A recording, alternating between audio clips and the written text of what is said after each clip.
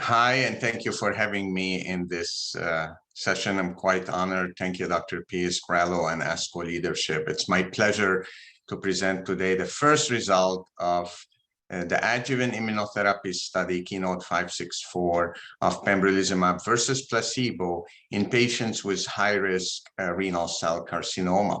Next slide, please. This is a background. So what about kidney cancer? Kidney cancer was responsible for 175,000 deaths worldwide in 2008, according to Globocon.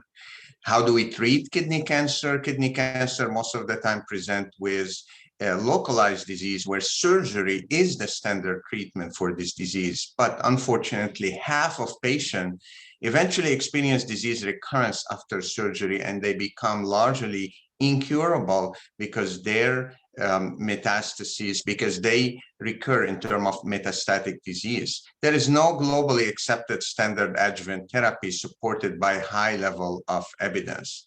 Therefore, we conducted Keynote 564, a phase 3 double-blind multi-center trial of pembrolizumab versus placebo following nephrectomy in participants with clear cell renal cell carcinoma. Next slide, please. This is the schema of the trial. Patient with histologically confirmed clear cell renal cell cancer had to have criteria that make them at higher risk for recurrence. PT2, stage 2, needed to be grade 4 or sarcomatoid, or PT3 or PT4, or patient needed lymph node positive resected disease. We also included patient with distant metastatic disease as long as it's resected, whether at the same time of the nephrectomy or within a year of that nephrectomy. Nephrectomy had to have happened less than 12 weeks prior to randomization. No prior systemic therapy was allowed, and performance status has to be 0 or 1. And tissue sample had to be provided for PD-L1 assessment. There was one-to-one randomization between the experimental arm of pembrolizumab or placebo, which is given for a year. The primary endpoint on Keynote 564 was disease-free survival per investigator. Overall survival was a key secondary endpoint, and of course, safety. Next, please. So these are the results. The primary endpoint of disease-free survival by investigator assessment was met. Median DFS was not reached in both arms. The hazard ratio was 0.68, corresponding to a 32% decrease of the risk of recurrence or death. And the p-value of 0.001 crossed the pre-specified boundary for statistical significance. The median follow-up of the study is 24 months. To give you an idea about the magnitude of disease-free survival, at months 12 and at months 24, the difference is around 9–10% between both arms favoring pembrolizumab. Next, please. What about overall survival, a key secondary endpoint? Well, only 26% of OS events required for final analysis occurred. Therefore, this is really immature. But even with that, we have noticed, despite that the median OS was not reached with both, a hazard ratio of 0.54 with a 95% confidence interval of 0.3 to 0.96.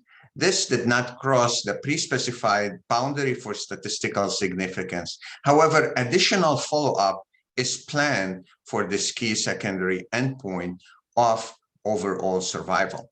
As you can notice, the events, 18 deaths happen on the pembrolizumab arm versus 33, with total of 51 events in the whole population of patients that were enrolled. Next, please.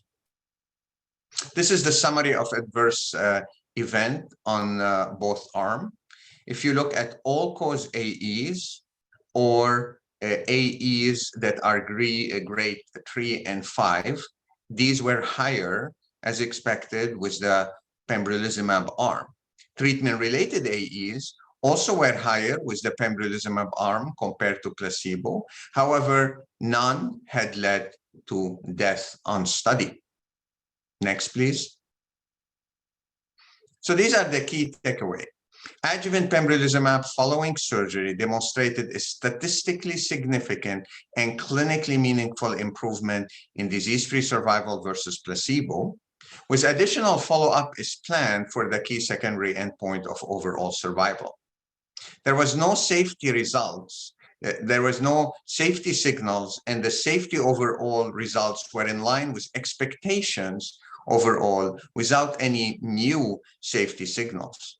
Keynote 564 is the first positive phase 3 study of an adjuvant immunotherapy for patients with renal cell cancer, and pembrolizumab is a potential new standard of care for patients with RCC in the adjuvant setting. I thank you for your attention. Thank you, Dr. Choueiri. The Keynote 564 study is the first phase 3 trial to show improved disease-free survival from the addition of an immune checkpoint inhibitor in the adjuvant setting for clear cell renal cell carcinoma, which is the most common type of kidney cancer. Despite surgery, recurrence is common in clear cell renal cell carcinoma, and if it does recur, there are limited curative treatment options.